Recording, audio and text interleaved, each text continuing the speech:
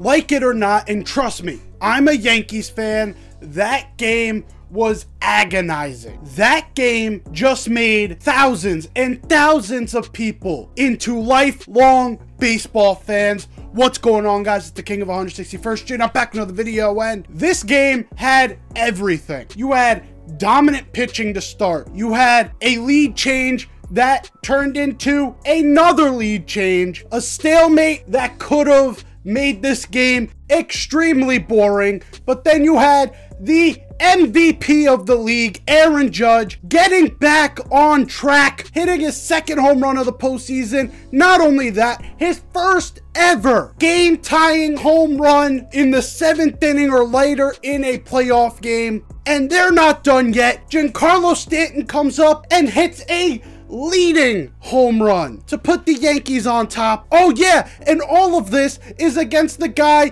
who people think could be better than Mariano Rivera. Then you fast forward a little bit, pinch hitter Jhonkensy Noel, Big Christmas, gets a hanging changeup from one of the most dominant closers in this postseason, Luke Weaver, and he hits it out. He ties the game. This thing goes to extra innings. Yankees do not score. Bottom of the 10th, Yankees bring in Clay Holmes. Good decision, but Clay Holmes immediately gives up a base runner, brings up David Fry, a guy who's already been super clutch in this postseason, and hangs a changeup with 2 strikes, and the Yankees fall in this game 7-5. That is storybook on how baseball is meant to be seen. For example, with soccer, the 2022 World Cup final made me into a soccer fan. France versus Argentina. You had Argentina for the entire game, dominating.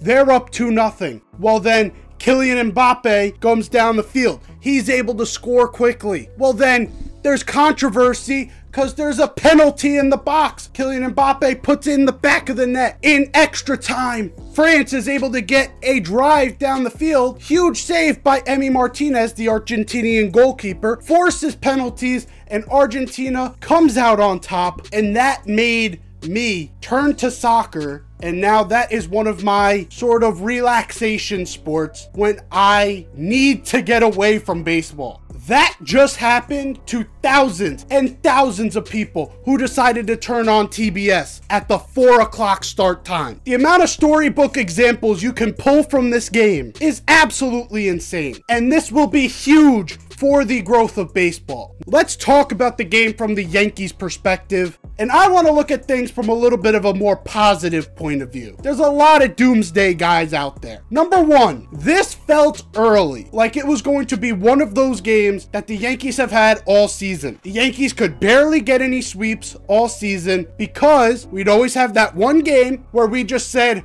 we're not going to score today. There's a lefty on the mound. We struggle against them. Oh well, we'll win the series. That felt like that for the entire game up until that 8th inning. Aaron Judge finally quieting the critics. 2 straight games with home runs. One of them off one of the best closers in baseball. And I'm hoping that this game finally puts to bed whether Emmanuel Clase will be better than Mariano Rivera. That is not putting shade on Emmanuel Clase. Clase is the best closer in baseball at the moment, and he's the best closer we've seen since Mo. But Mariano Rivera was on such a different stratosphere. 20 seasons in Major League Baseball, and he only gave up 11 runs in the postseason. Emmanuel Clase has given up 7 in this postseason alone. No one is saying that Emmanuel Clase is bad. And if the Yankees would have won this game,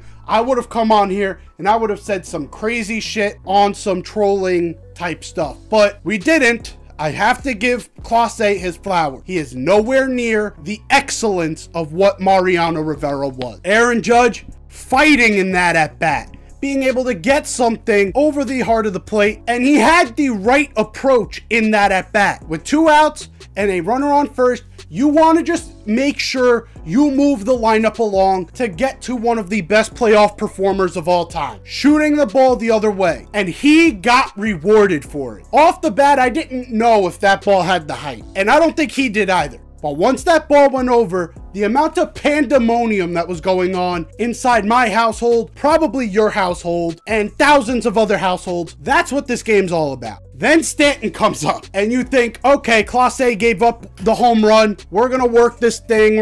It's gonna be tied. And then Stanton goes back to back, and now this thing is going into hysterics. Then Jazz Chisholm comes up, and he breaks his bat, hits a single. He's finally off of his slump. Now with 2 straight games with a base hit, everything was looking like it was going in the Yankees direction. And I am very excited for that because they are not rolling over when they are down. That's what happened in 2022. When we were down against the Houston Astros, we rolled over. That's what happened in 2019. When we were down, we rolled over. That's what happened in 2017. This year, it's different. We are fighting back. That's the mark of a championship team. Now, something that I've seen a lot of contention with on social media, and something that I even heard from a lot of my Yankee fan relatives and friends, Aaron Boone's decision making. It's a very controversial topic in Game 3. Some people do not mind what he did. Some people think he ruined the game for us. So let's break this down real quick. Starting off with the starting lineup. He sat Anthony Rizzo. He sat Austin Wells. He kept Jazz Chisholm in the lineup. I agreed with the lineup. With a tough lefty out there like Matt Boyd, you did not want to throw out a ton of lefties. You didn't want to stash all of the lefties just in case a righty did end up coming in. You did want to stack this lineup with as much of an advantage as possible, especially with how much the team has struggled against lefties. You'd want to give the team as much of a chance as possible. And it did work out for them in some ways. Jose Trevino was able to get a huge RBI single. And although he got picked off on that same play, which could have then led to another run, he still was the right choice. Now let's move on later on, because I have a lot more interesting points about some of the pitching matchups he had. When Clark Schmidt was done and you knew he couldn't go anymore, the Yankees decided to go to Ian Hamilton. I had a little bit of an issue with Ian Hamilton. Has been inconsistent for the second half of the season. Injuries, overall inconsistent play. Luis Gil's last start of the second to last start of the regular season. Gives up the 2 runs, makes Luis Gil's line look a lot worse than it should have. And every time he comes in, he just looks a bit shaky. He does not look fully healthy. I don't know why he's coming in a pretty high leverage situation in trying to get out of an inning and trying to help this team build some momentum to come back in that game. When Ian Hamilton comes out of the game with an apparent lower body injury, I do not blame Aaron Boone for immediately choosing Tim Mayza. Is that the choice I would have gone with? Hell no. I don't trust Tim Mayza at all. In a situation like that, where you brought in the guy that you trusted and he gets injured and now you have to make a split-second decision to call on someone, I'm not fully against it. Now, here's where I have a problem. I have a problem with how the starters in the lineup were utilized. Not bringing in Anthony Rizzo earlier and not bringing in Austin Wells earlier was a big mistake. I thought we should have been taking advantage of some of the matchups earlier on in that game. I also thought in the moment defensively, Anthony Rizzo would have been a better option at first than John Birdie. But as we could see, later on in that game, Anthony Rizzo made some big mistakes as well. So that's also a double-edged sword that we're going to have to figure out later on. Bottom line with this conversation, did Aaron Boone make some questionable decisions in this game? Yes. Did Aaron Boone cost us this game? No. Trust me, Aaron Boone has gotten his fair share of criticism on this channel, and possibly even more criticism than he even deserved. I am not the biggest fan of Aaron Boone being the manager, but I will give credit where credit's due. He made some tough decisions in this outing. Some of them did not work out, some of them did, but one thing is,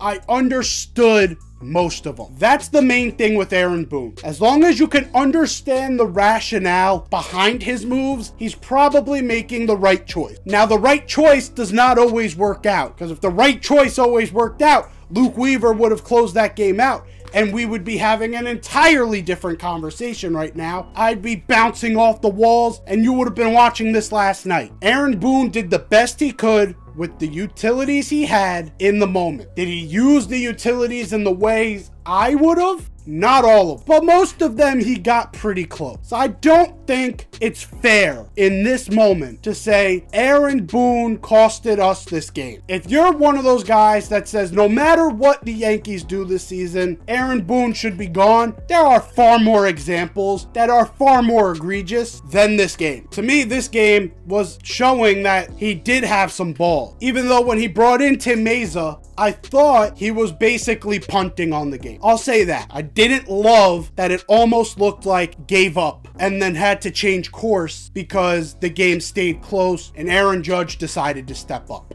Wasn't the biggest fan of that, but other than that, this game was pretty well managed and I don't have too many complaints. And yes, this series is now 2-1 and Cleveland did gain back some momentum, but I still have a lot of confidence that the Yankees can come back in the series and win in even 5 or 6. Why is that, you may ask? Well, there's a few reasons for that. One reason is the pitching. Tomorrow's pitching staff, today when you're seeing it, is Luis Gil versus Gavin Williams. Now you may think, oh, what is Gavin Williams' stat? Well, let me read them to you. In the regular season, Gavin Williams pitched in 16 games. He has a 4.87 ERA with a 1.37 whip. This is a guy the Yankees can go after. And early. Luis Gil is the biggest question mark of this game and probably of this series. And that is why this game is a must win. Because if we lose this game, momentum does start to swing in Cleveland's way. The series being tied, they have another game at home. Then we have 6 and 7 at home. Who knows what could happen in that scenario? But Luis Gil, for a majority of the 2024 regular season, was one of the best starting pitchers in baseball. His strikeout stuff is otherworldly. Yes, he can be wild, and that is the wild card in this game. If he starts to get walks, who knows what could happen here. If his stuff actually carries over after the few weeks he's been off, this is a very winnable game for the Yankees. And talking about pitching, Matthew Boyd was probably the best chance for Cleveland to win a game in this series. A lefty pitcher who's coming off of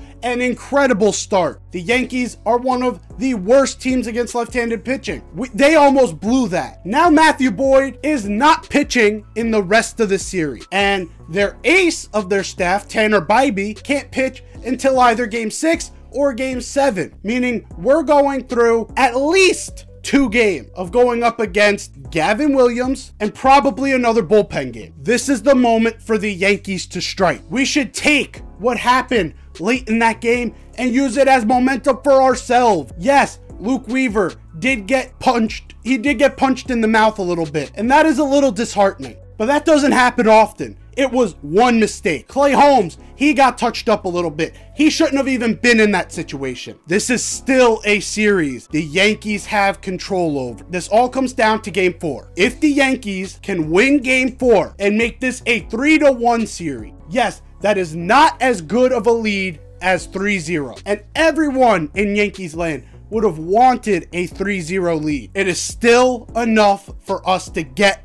this done. With the consistencies we're seeing in this lineup, Aaron Judge is starting to have great at-bats. Giancarlo Stanton continues to be one of the best postseason hitters of all time. Juan Soto still has a 300 batting average with a high OPS in this postseason. Now you're getting Jazz, who's getting hits in back-to-back games. Anthony Volpe has gotten on base in every single game of this postseason. Alex Verdugo is starting to give you base hits. Next game, Anthony Rizzo will be in the lineup. And yes, Austin Wells will probably be in there again. Even though Jose Trevino gave you an RBI single, this lineup is still deep enough to strike fear into the Cleveland Guardians. And the Cleveland Guardians, in my opinion, just used up all of their magic in one game. This was a must win for them no matter what. And they had to use every fiber of their team to get this win. Emmanuel Clase is shot for tomorrow. A lot of their big four are shot for tomorrow. And they have Gavin Williams going on the mound. If the Yankees do not win tomorrow, this starts to become concerning. But I hold out hope that this team still has what it takes to get this series done, even with the extra inning thriller. Because like Aaron Boone said, hats off to him. This was a classic. This is a game